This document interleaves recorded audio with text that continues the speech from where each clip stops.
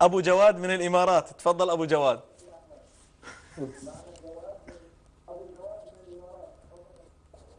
السلام عليكم. عليكم السلام ورحمه الله وبركاته. بس يا ريت نوطي صوت التلفزيون ونحكي من التلفون. ابو جواد تفضل. والله الصوت يعني ناقص. تفضل. اخ معتصم كيف حالك؟ يا اهلا وسهلا. الله يبارك فيك. كيف الله صحة؟ يخلي لنا. يا اهلا وسهلا عم ابو جواد. بارك الله فيك. الله يسلمكم ان شاء الله. تفضل تفضل ابو جواد، سامعينك على الهواء. تفضل، اي طلب، اي سؤال من استاذ معتصم، اي اضافه. والله بدنا بس نسلموا على الاخ معتصم. الله يسلمك. محتاجين فيه على الامارات، بكره يجي ان شاء الله. الله يبارك. قريبا ان شاء الله. ان شاء الله قريبا. الاسبوع باذن الله. يعني حسدتونا على هالليل، استضفناه اليوم، راح نشوفه. بدك اياه بكره يجي لعندك. خلينا نقعد معه يوم يومين هيك نستمتع ما شاء الله بتلاواته وبانشاده. بارك الله فيك ابو جواد، وشاكر لك. اخر اتصال. طيب خلص، اخر احمد من سوريا. تفضل اخي احمد. السلام عليكم. وعليكم السلام ورحمه الله وبركاته. السلام عليكم. وعليكم السلام ورحمه الله وبركاته. كيفك استاذ يحيى؟ الحمد لله بخير، اهلا وسهلا. شو اخباركم؟ ان شاء الله بخير. نحن بخير، وبنكون بخير اكثر لما بتوطي صوت التلفزيون بتسمعنا من التلفون. يا الله. بدي احكي مع استاذ معتصم. كيفك استاذ معتصم؟ تفضل معك. يا اهلا وسهلا حبيبي، يا مرحبا. شو اخبارك؟ نحمد الله اليكم، الله يبارك فيك. صديقكم احمد بدوي سيدي. احمد بدوي والنعم. الله انعم واكرم. كيفك؟ ان شاء الله بخير. كيفك حبيبنا؟ ان شاء الله تمام. مشتاقين لك سيدنا. الله يخلي لنا، يبارك فيك ان شاء الله. الله يخلي لنا اياك، يبارك لنا بهيك. هون طبعا عائله كمان شباب منشدين ما شاء الله، وعندهم استوديو صوت في دمشق. ما شاء الله. احمد بدوي. احمد بدوي صبحي البدء، اخوه هو اللي شغل الهي. بدنا نطلع يوم القيامه. الهي ان شاء الله. يوم القيامه ان شاء الله، باذن الله باذن الله. الانشوده المبكيه هي الرائعه، ما شاء الله. ان شاء الله بنسمعها باذن الله. قديش باقي معنا وقت؟ ما ضل معنا وقت يا شيخ. عجيب.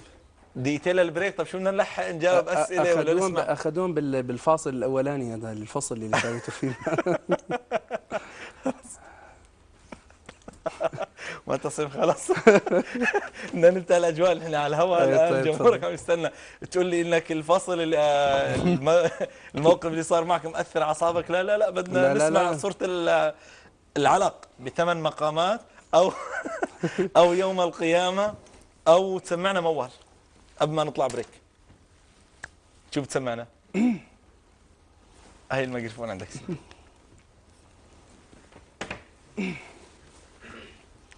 طبعا هي قصة الثمان مقامات. سبحان الله، كان عندنا برنامج اسمه ترانيم قرآنية على تلفزيون الشارقة، فطلبوا انه شارة. شو بدنا نحكي بالشارة؟ شو بدنا نقول؟ يعني 30 ثانية 40 ثانية ما بتلحق يعني تعبر عن الموضوع. نعم. فبالسيارة سبحان الله، راكب بالسيارة عم اقول شو بدي اقول، شو بدي كذا، عم اقول معقول يجوا 8 مقامات يعني بنفس واحد او ب 30 ثانية يزبطوا؟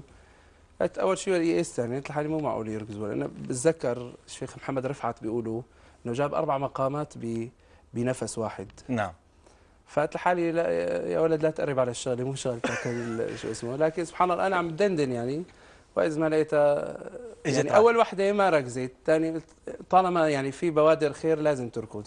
الحمد لله الله وفقنا فيها. طيب لو نشرح للمشاهدين سريعا المقامات اللي حتبدا فيها وتنتهي فيها. نتذكر ترتيبه. صنع بسحر. صنع بسحر. اذا راح يبدا تلاوته بالصبا، النهاوند، العجم، السيكا، الحجاز، الرست، حتختم بالكرد ان شاء الله. اذا النفس ساعدنا على الهواء ان شاء الله باذن الله. لانه في شغله هون كمان بالنسبه كمان نصيحه، انه على الهواء بيختلف. يعني اذا انسان متدرب على شغله، نعم، برات الهواء او بالحفلات او قدام الشباب او بسهرات، على الهواء بياخذ كثير من النفس، وبياخذ كثير من الاداء، نعم، ومن قوه الصوت، كلها هي على الكاميرا بتاخذ. طيب. فالواحد لا يامن.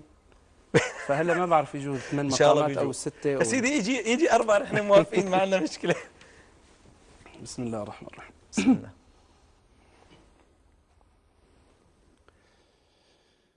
بسم الله الرحمن الرحيم اقرأ باسم ربك الذي خلق خلق الإنسان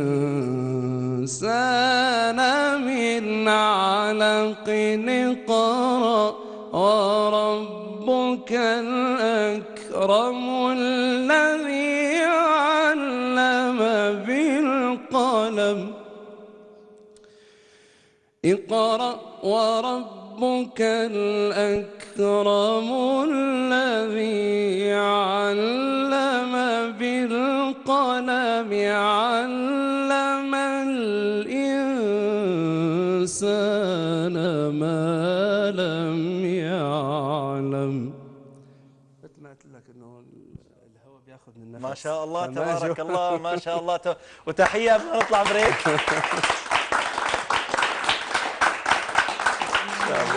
تتألق حسا وشعورا